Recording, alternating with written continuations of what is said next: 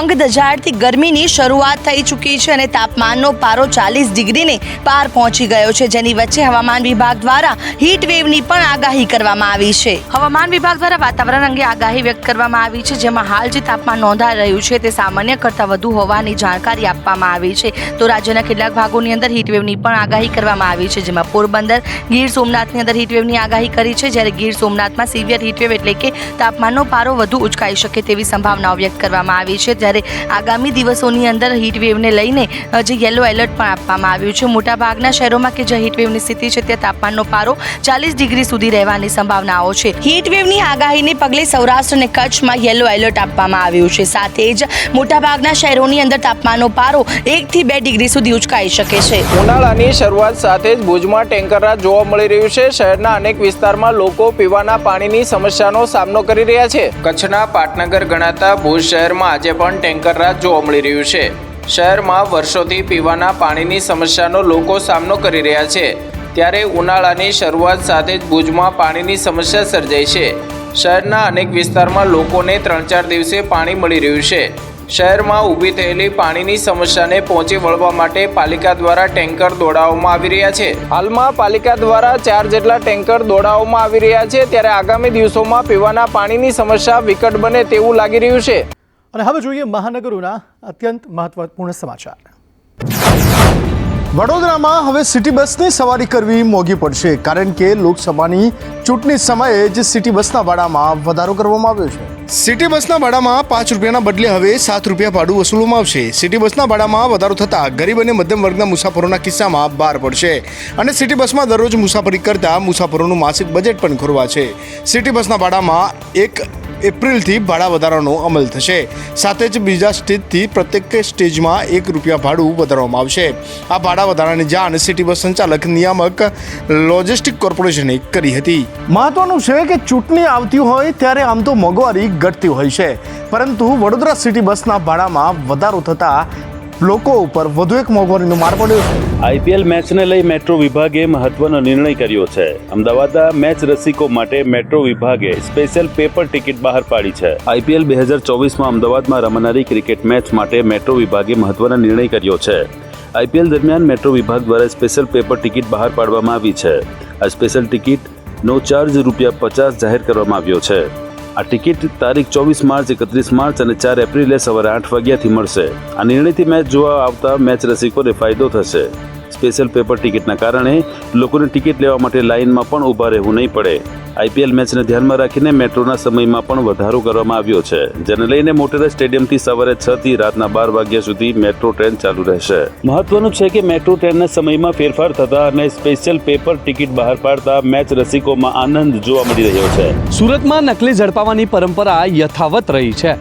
નકલી ઘી, નકલી પનીર બાદ હવે નકલી આખું જનસુવિધા કેન્દ્ર ઝડપાયું છે। સુરતમાં જાણે નકલીની બોલબાલા હોય તેવી સ્થિતિ છે। અગાઉ નકલી પનીર અને નકલી ઘીનો જથ્થો ઝડપાયો હતો, તો હવે શહેરના કાપોદ્રા વિસ્તારમાં ધમધમી રહેલું આખું નકલી જનસુવિધા કેન્દ્ર ઝડપાયું છે। નકલી જનસુવિધા કેન્દ્રની માહિતીના આધારે ખુદ મામલતદારે પોતાની ટીમ અને પોલીસને સાથે રાખીને દરોડા પાડ્યા હતા અને મામલતદારના આ દરોડામાં નકલી જનસુવિધા કેન્દ્રનો પર્દાફાશ થયો છે।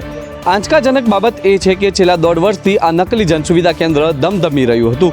રીતસર જાણે અસલ કેન્દ્ર હોય તેમજ અહીં તમામ વહીવટ કરવામાં આવતો હતો અને ફીના નામે નાણાં વસૂલાતા હતા। હવે આમાં સવાલ એ થાય છે કે છેલ્લા 1.5 વર્ષથી આ નકલી ચાલતા જનસુવિધા કેન્દ્રમાં કેટલા નકલી ડોક્યુમેન્ટો નીકળ્યા હશે?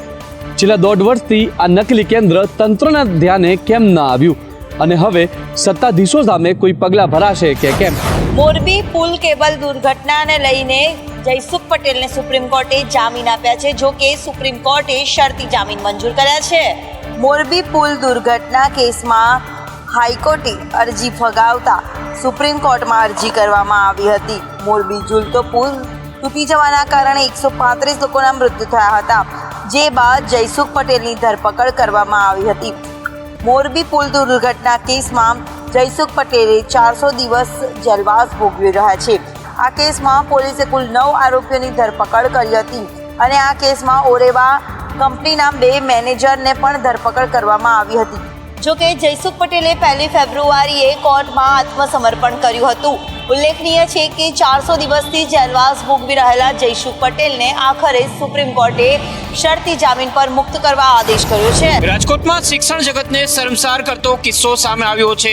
શાળાના આચાર્યએ 4 છાત્રાઓની સાથે અડપલા કર્યાની ફરિયાદ નોંધાઈ છે. શિક્ષણ જગતને શર્મસાર કરતી ઘટના રાજકોટ શહેરમાં બની છે. શહેરના હરિધવા રોડ ઉપર આવેલી સરસ્વતી શૈક્ષણિક સંકુલના પ્રિન્સિપાલ સામે ગંભીર આક્ષેપો લાગ્યા છે.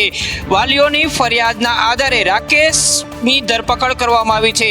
તો તેની સામે 11 થી 14 વર્ષની વિદ્યાર્થીનીઓને અડપલા કર્યાની ફરિયાદ નોંધાતા પોલીસે પોક્સો સહિતની કલમો પણ લગાવી છે. મહત્વની વાત એ છે કે આ અગાઉ પણ રાકેશની સામે વાલીઓએ ફરિયાદ કરી હતી, પરંતુ આ અંગેની ફરિયાદ પોલીસમાં નોંધાઈ ન હતી. હવે રાકેશની ધરપકડ કરીને તેની પૂછપરછ પોલીસ દ્વારા કરવામાં આવી રહી છે.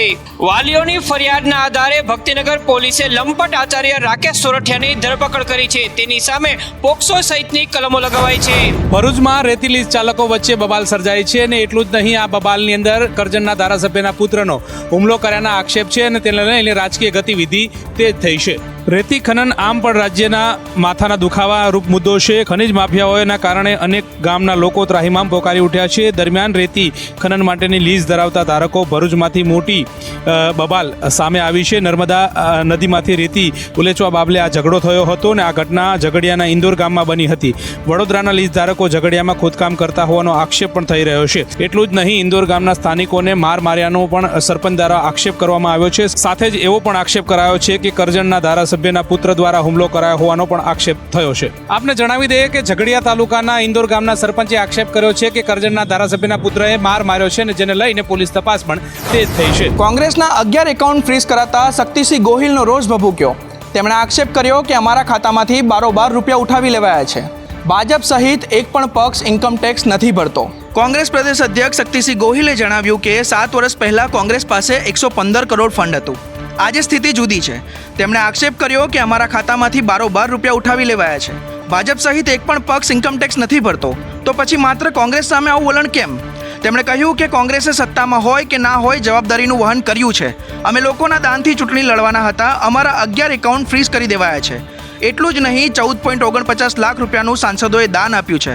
હવે છેક 7 વર્ષ બાદ તંત્ર પૂછે છે કે રોકડમાં દાન કેમ લીધું. જણાવી દઈએ કે શક્તિસિંહ ગોહિલે ચેલેન્જ આપતા કહ્યું કે એવું નથી, નાણાં ન હોવાથી કોંગ્રેસ ચૂંટણી નહીં લડી શકે. અમે લડીશું. ઇલેક્ટ્રોલ બોન્ડ માત્ર ભયમુક્ત ભ્રષ્ટાચાર જ છે.